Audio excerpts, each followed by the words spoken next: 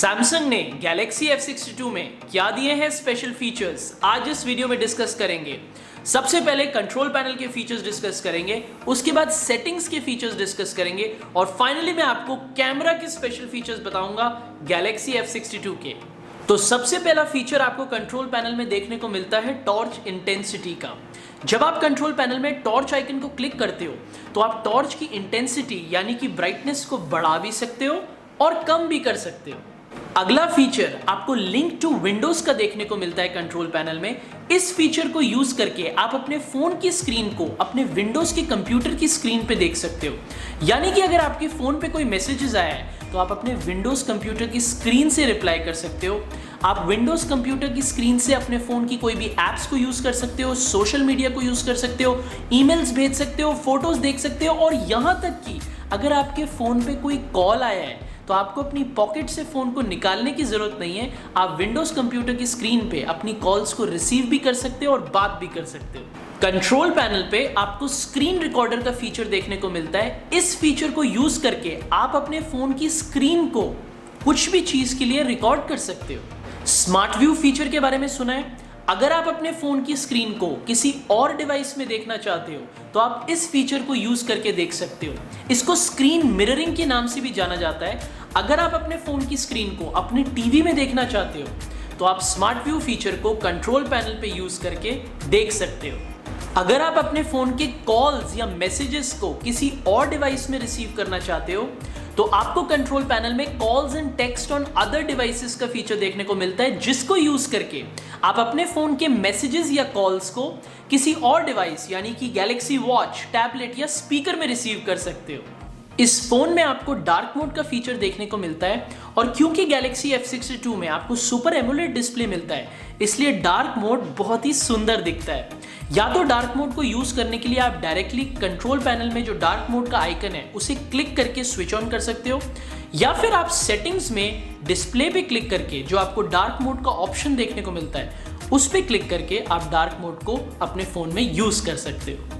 इस फोन में आपको वीडियो एंड वाईफाई कॉलिंग का भी ऑप्शन मिलता है। अगर आपको वीडियो कॉलिंग करनी है तो आप सिंपली कीपैड पे जाके कोई भी नंबर अगर डायल करते हो तो आपको वीडियो कैमरे का ऑप्शन मिलता है, जिसको क्लिक करने के बाद आप वीडियो कॉलिंग कर सकते हो। और अगर आपको वाईफाई कॉलिंग करनी है तो आप कंट्रोल पैनल पे वाईफाई कॉलिंग का जो आइकन है उसको जब स्विच ऑन करोगे तो आप वाईफाई कॉलिंग का भी ऑप्शन इस फोन पे यूज कर सकते हो। इस फोन में आपको NFC और सैमसंग पे का भी फीचर देखने को मिलता है। अगर आपको कॉन्टैक्टलेस पेमेंट्स करनी है तो कंट्रोल पैनल पे जो NFC का आइकन है उस पे जब आप क्लिक करोगे तो आप NFC को स्विच ऑन करने के बाद कॉन्टैक्टलेस पेमेंट्स कर सकते हो। और सैमसंग पे का जो ऐप है वो तो आपको फोन के अंदर ही मिलता है, जिस पे अगर आप क्लिक करोगे तो ऑटोमेटिकली सैमसंग पे के फीचर को भी यूज कर सकते हो। इस फोन पे आपको ऑलवेज ऑन डिस्प्ले का फीचर देखने को भी मिलता है। जब आपका फोन लॉक हो जाता है और स्क्रीन पे आप एक बार टच करते हो तो आपको एक क्लॉक देखने को मिलती है। वो इसलिए देखने को मिलती है क्योंकि ऑलवेज ऑन डिस्प्ले का फीचर आपके फोन पे स्विच्ड ऑन है। इस फीचर को यूज करने के लिए जब आप फोन के कंट्रोल पैनल पे जाओगे तो वहां पे आपको ऑलवेज ऑन डिस्प्ले फीचर का एक आइकन देखने को मिलेगा, जिस पे जब आप क्लिक करोगे तो इस फीचर को आप स्विच ऑफ भी कर सकते हो और स्विच ऑन भी कर सकते हो। स्विच ऑन करने के बाद आप अपने क्लॉक की स्टाइल को चेंज भी कर सकते हो, क्लॉक के कलर्स को भी चेंज कर सकते हो और यहां तक कि आप क्लॉक के साथ एक GIF भी लगा सकते हो।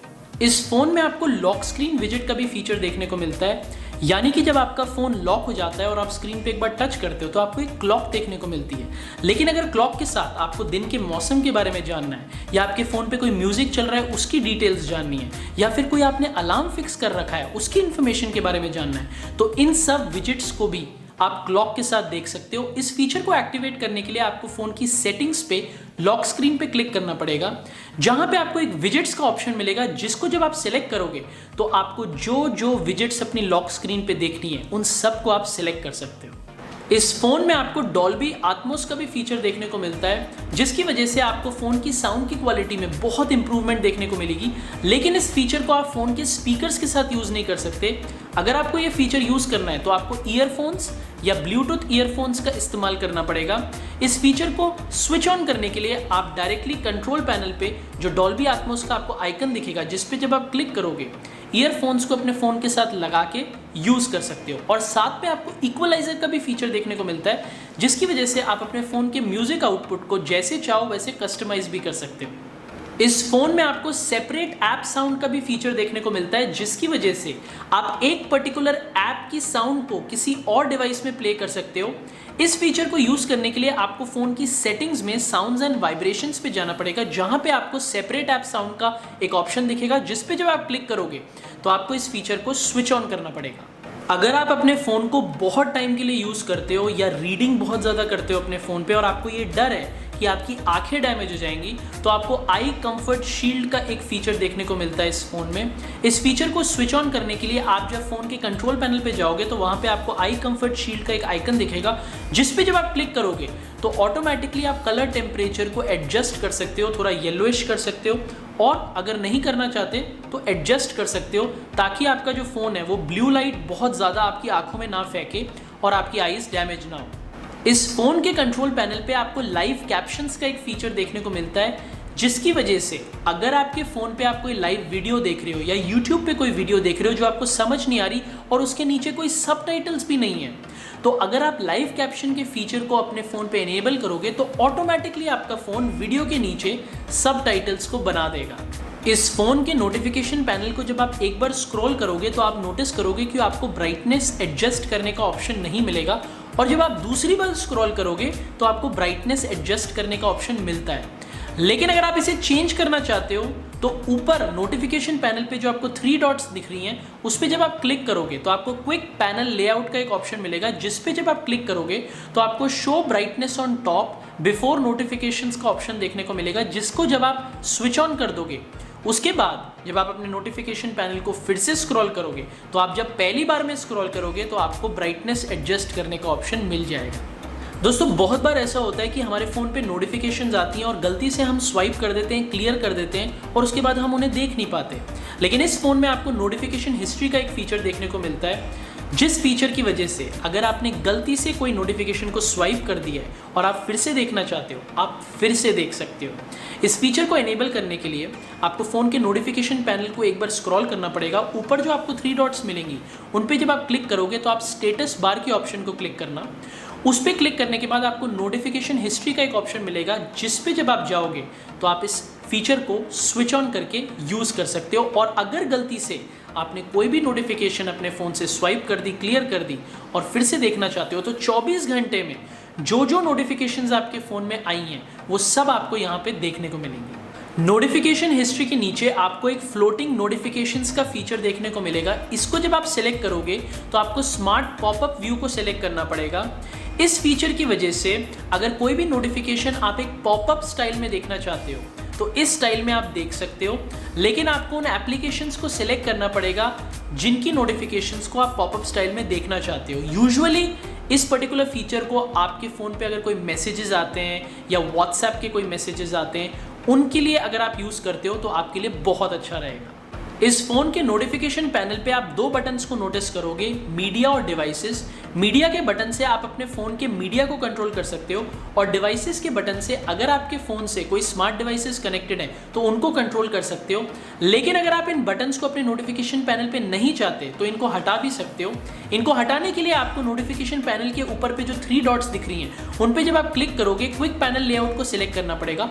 वहाँ पे आपको show media end devices buttons को स्विच ऑफ करना पड़ेगा, जिसके बाद जब आप नोटिफिकेशन पैनल को देखोगे तो आपको मीडिया और डिवाइसेस के बटन्स नहीं दिखेंगे। इस फ़ोन की स्क्रीन की अगर राइट साइड को आप ड्रैग करोगे तो आपको एक एज पैनल दिखेगा, जिसमें बहुत सारी एप्लीकेशंस होंगी, जो कि एक बहुत ही यूजफुल फीचर है।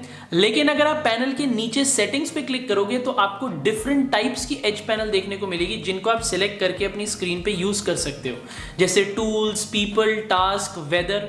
और अगर आप गैलेक्सी स्टोर पे क्लिक करते हो तो आपको और भी ज़्यादा टाइप के एज पैनल्स देखने को मिलेंगे, जिनको आप इंस्टॉल, डाउनलोड करके अपनी स्क्रीन पे यूज़ कर सकते हो। इस फ़ोन पे आपको एज लाइटिंग का भी फीचर देखने को मिलता है, जिसकी वजह से अगर आपके फ़ोन पे कोई नोटिफिकेशन आता है तो एक अलग टाइप की लाइटिंग देखने को मिलेगी आपको अपने फ़ोन पे। इस फीचर को एनेबल करने के लिए आपको अपने फोन की सेटिंग्स पे, नोटिफिकेशंस पे ब्रीफ पॉपअप सेटिंग्स को सिलेक्ट करना पड़ेगा, जहां पे आप एज लाइटिंग स्टाइल को सिलेक्ट करोगे और यहां पे आप अपनी एज लाइटिंग के इफेक्ट को सिलेक्ट कर सकते हो, कलर को भी चेंज कर सकते हो और एडवांस्ड पे ट्रांसपेरेंसी और ड्यूरेशन को भी सिलेक्ट कर सकते हो। इस फोन में आपको सिक्योर फोल्डर का भी फीचर देखने को मिलता है, जिसकी मदद से आपके फोन का जो डाटा है ये वाले फोल्डर में सिक्योर रहता है और कोई और आपके डाटा को यूज नहीं कर पाएगा, जो भी इस फोल्डर में आपका डाटा है। इस फीचर को एनेबल करने के लिए आपको अपने फोन के नोटिफिकेशन पैनल में सिक्योर फोल्डर के आइकन को एनेबल करना पड़ेगा। उसके बाद जब आप स्क्रीन पे जाओगे तो यहाँ पे आपको सिक्योर फोल्डर का एक ऐप दिखेगा।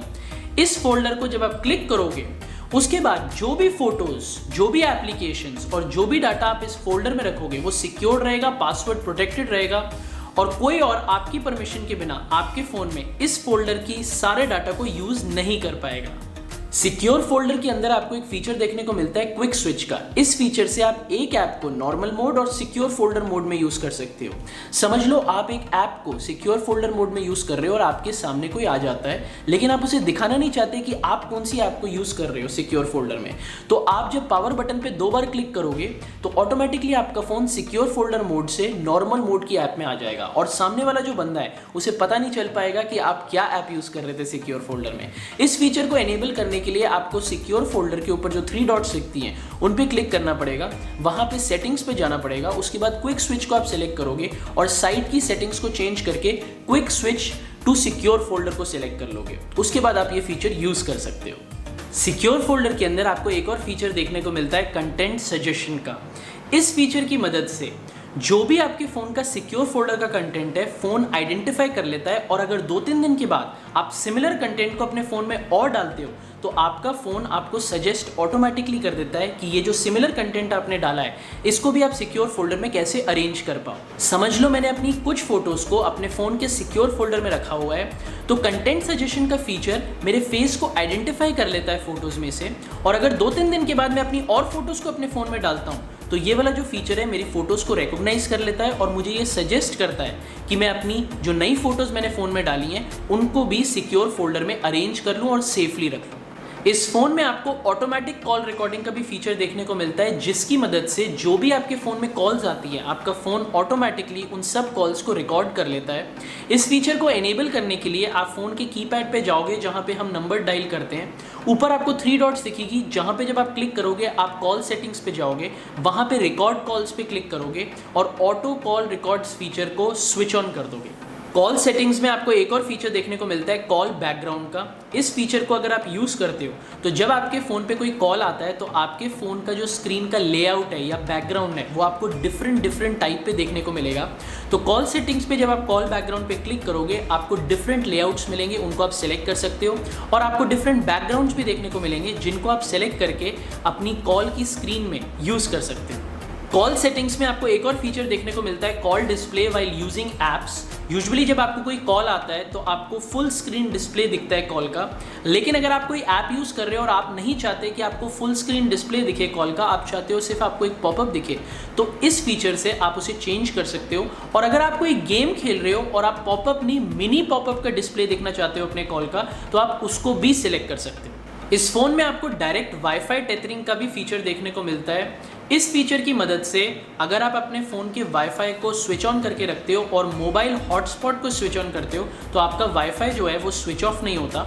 और अगर आप अपने वाईफाई का पासवर्ड किसी और से शेयर नहीं करना चाहते, लेकिन कोई और आप चाहते हो कि आपका वाईफाई यूज़ कर पाए, तो आप मोबाइल हॉटस्पॉट की मदद से अपने वाईफाई को बिना किसी को अपने वाईफाई के पासवर्ड दिए हुए शेयर कर सकते हो। इस फ़ोन में आपको फ्लोटिंग विंडोज़ का भी फीचर देखने को मिलता है। इस फीचर की मदद से अगर कोई ऐप को आप अपने फ़ोन पे खोलते हो और रीसेंट पे जाते हो तो ऊपर आपको एक ऐप का आइकन दिखेगा, जिस पे जब आप क्लिक करोगे तो ओपन इन पॉपअप का एक ऑप्शन देखने को मिलेगा, जिस पे जब आप सिलेक्ट करोगे तो आप नोटिस करोगे कि उस ऐप की एक फ्लोटिंग विंडो आपकी स्क्रीन पे बन जाएगी। इस फ्लोटिंग विंडो के साइज़ को आप इंक्रीज और डिक्रीज कर सकते हो और अगर फ्लोटिंग विंडो के ऊपर क्लिक करते हो तो आप इसको ट्रांसपेरेंट कर सकते हो और इसका एक आइकन भी बना सकते हो। आइकन बनाने के बाद अगर आप अपने फ़ोन पे कुछ और भी करोगे, कैमरा ऑन करते हो या कोई एप्लीकेशन यूज़ करते हो, तो आप नोटिस करोगे कि उसका आइकन वैसा का वैसा ही आपकी स्क्रीन पे बना रहेगा। और अगर आप आइकन पे डबल क्लिक करते हो तो वापस से उसी एप्लीकेशन का आप फ्लोटिंग विंडो अपने स्क्रीन पे नोटिस करोगे।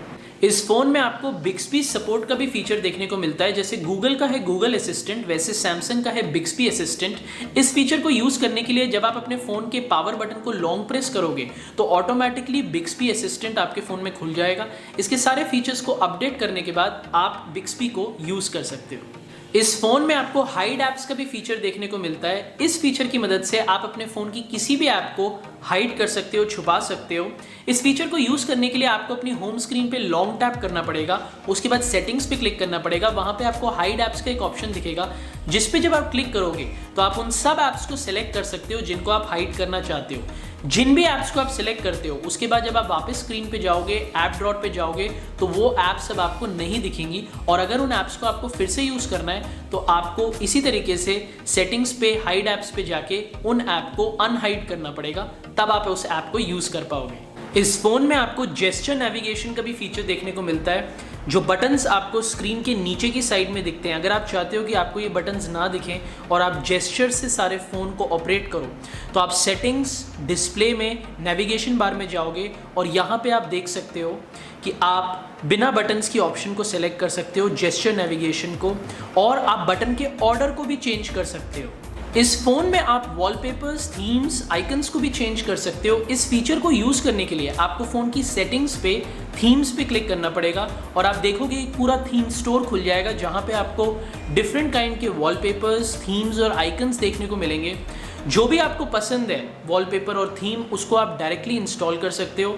और आपको साथ में ऑलवेज ऑन डिस्प्ले का भी एक ऑप्शन मिलता है जहां पे आप अपनी लॉक स्क्रीन के लिए डिफरेंट टाइप के ऑलवेज ऑन डिस्प्ले भी चूज करके सिलेक्ट कर सकते हो। इस फोन में आपको वॉलपेपर सर्विसेज का भी फीचर देखने को मिलता है। अगर आप अपने फ़ोन की सेटिंग्स पे वॉलपेपर पे क्लिक करते हो तो यहाँ पे अगर आप गैलरी पे जाते हो तो जो भी आपकी फ़ोटोज़ ली हुई हैं अपने फ़ोन में, उनको भी आप अपने फ़ोन का वॉलपेपर बना सकते हो। वरना अगर आप वॉलपेपर सर्विसेज पे क्लिक करते हो तो यहाँ पे डायनेमिक लॉक स्क्रीन को अगर आप सिलेक्ट करते हो तो ऑटोमेटिकली आपका फ़ोन एवरी डे नए नए वॉलपेपर आपकी स्क्रीन पे दिखाएगा।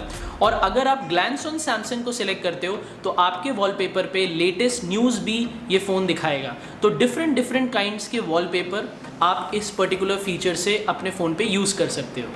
इस फ़ोन में आपको एक और बड़ा अच्छा फीचर देखने को मिलता है मोशन एंड जेस्चर्स का। इस फीचर को एनेबल करने के लिए आपको फ़ोन की सेटिंग्स में एडवांस फीचर्स में जाना पड़ेगा जहां पे आपको बहुत सारी ऑप्शंस देखने को मिलेंगी मोशन एंड जेस्चर्स की। एक अच्छा जेस्चर है फिंगर सेंसर जेस्चर का। इसको अगर आप एनेबल करते हो तो आप अपने साइड माउंटेड फिंगरप्रिंट सेंसर से नोटिफिकेशन पैनल को अप एंड डाउन स्क्रॉल कर सकते हो। अगर मैं एक और अच्छे जेस्चर की बात करूँ तो वो है keep screen on while viewing का। इस जेस्चर से जब तक आपका फेस आपकी स्क्रीन को देखता रहेगा तब तक आपकी स्क्रीन बंद नहीं होगी। यानी कि आपकी जो स्क्रीन है फ़ोन की वो आपके फेस को डिटेक्ट कर लेती है और स्लीपिंग मोड पे नहीं जाती है और लॉक मोड पे भी नहीं जाती जब तक स्क्रीन आपके फेस को डिटेक्ट करता रहता है। आपकी स्क्रीन तभी बंद होगी जब आपके फ़ोन की स्क्रीन आपके फेस को नहीं व्यू कर पाएगी। एडवांस फीचर्स में आप एक और फीचर नोटिस करोगे वन हैंडेड मोड का। अगर इस फीचर को आप एनेबल करते हो तो आप अपने फ़ोन की स्क्रीन को एक हैंड से यूज़ कर सकते हो।